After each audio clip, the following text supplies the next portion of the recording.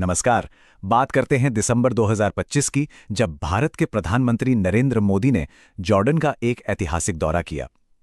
अब देखिए, ये सिर्फ कोई फॉर्मल विजिट नहीं थी, इसके पीछे बहुत गहरे रणनीतिक मायने छिपे थे। तो सबसे बड़ा सवाल यही उठता है कि आखिर 37 साल बाद, जी हां, पूरे 37 साल बाद ऐसा क्या हो गया कि भारत के प्रधानमंत्री को जॉर्डन का एक फुल फ्लेज्ड द्विपक्षीय दौरा करना पड़ा। इतनी चर्चा क्यों हो रही है इस विजिट को लेकर? क्योंकि इसका जवाब बिल्कुल साफ है। ये कोई आम यात्रा नहीं थी, बल्कि ये भारत के मिडिल ईस्ट पॉलिसी में एक बहुत बड़े बदलाव का, एक बहुत बड़े स्ट्रैटेजिक शिफ्ट का साफ संकेत है। चलिए इसे और गहराई से समझते हैं। इस दौरे की अहमियत को समझने के लिए थोड़ा पीछे चलते हैं और दोनों देशों के बीच के रिश्तों की बुनियाद को देखते हैं। ये नंबर है 75। भारत और जॉर्डन के बीच डिप्लोमेटिक रिश्तों को 75 साल हो चुके हैं। इन रिश्तों की शुरुआत हुई थी 1950 में, और तब से ये दोस्ती लगातार मजबूत ही हुई है। और ये है वो नंबर जो इस दौरे को इतना खास, इतना ऐतिहासिक बना देता है। पूरे 37 साल, इतने लंबे समय के बाद किसी भारतीय प्रधानमंत्री ने जॉर्डन का एक मुकम्मल द्विपक्षीय दौरा किया है। अच्छा, अब यहाँ एक कन्फ्यूजन हो सकता है। कुछ लोग कहेंगे कि प्रधानमंत्री मोदी तो 2018 में भी जॉर्डन गए थे। बात तो सही है, लेकिन दोनों विजिट्स में जमीन आसमान का फर्क है।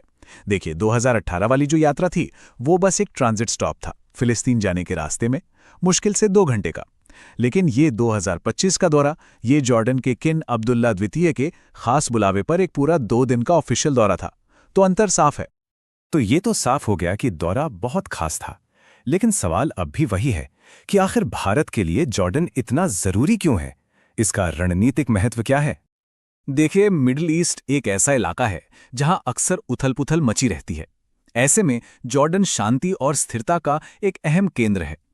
वो आतंकवाद के खिलाफ लड़ाई में हमारा एक मजबूत सहयोगी है और पूरे क्षेत्र में भारत का एक भरोसेमंद पार्टनर। और हाँ, भले ही जॉर्डन में तेल नहीं है, पर उसके पास कुछ ऐसा है जिसकी भारत को बहुत ज्यादा जरूरत है। और वो चीज है फर्टिलाइजर, यानी उर्वरक। आपको जानकर शायद हैरानी होगी कि भारत अपने कुल रॉक फॉस्फेट इंपोर्ट का करीब 40% हिस्सा सिर्फ जॉर्डन से खरीदता है। इसका सीधा मतलब क्या हुआ? मतलब ये कि जॉर्डन के साथ हमारे रिश्ते सीधे तौर पर भारत की फूड सिक्योरिटी से, हमारे करोड़ों किसानों की खुशहाली से जुड़े हुए हैं। इकोनॉमी की बात करें तो वहां भी रिश्ते काफी मजबूत हो रहे हैं। 2023-24 में दोनों देशों के बीच 26,000 करोड़ रुपए से भी ज्यादा का व्यापार हुआ, और अब टारगेट है इसे लगभग दोगुना करके $5 अरब, यानी करीब 45,000 करोड़ रुपए तक पहुंचाने का। तो चलिए अब जरा आगे बढ़ते हैं और देखते हैं कि इस दौरे के दौरान असल में हुआ क्या ठोस नतीजे निकले और किन बड़े समझौतों पर मोहर लगी। बातचीत जो हुई वो मुख्य रूप से 4 पिलर्स पर टिकी थी। पहला, ट्रेड और इन्वेस्टमेंट्स को बूस्ट करना। दूसरा, एग्रीकल्चर और फर्टिलाइजर की सप्लाई को और पक्का करना। तीसरा, आतंकवाद के खिलाफ मिलकर लड़ना। और चौथा, कल्चर और एजुकेशन के जरिए दोनों देशों के लोगों को और करीब लाना। इस दौरे में एक और बहुत बड़े, एक गेम चेंजिंग प्रोजेक्ट पर जोर शोर से बात हुई, जिसका नाम है आईमैक, यानी India middle east Europe economic corridor. ये एक ऐसा प्रोजेक्ट है जो दुनिया में व्यापार का नक्शा बदल सकता है। अब ये कॉरिडोर काम कैसे करेगा जरा समझिए।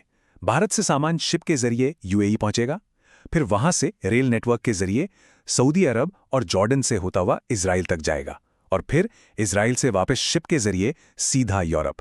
तो आप देख सकते हैं कि इस पूरे रूट में जॉर्डन एक बहुत ही क्रूशियल लिंक है। अच्छा, इससे फायदा क्या होगा? अंदाजा यह है कि ये कॉरिडोर भारत से यूरोप तक सामान पहुंचाने का टाइम 40% तक और खर्चा 30% तक कम कर देगा। ये वाकई में एक बहुत बड़ा गेम चेंजर साबित हो सकता है।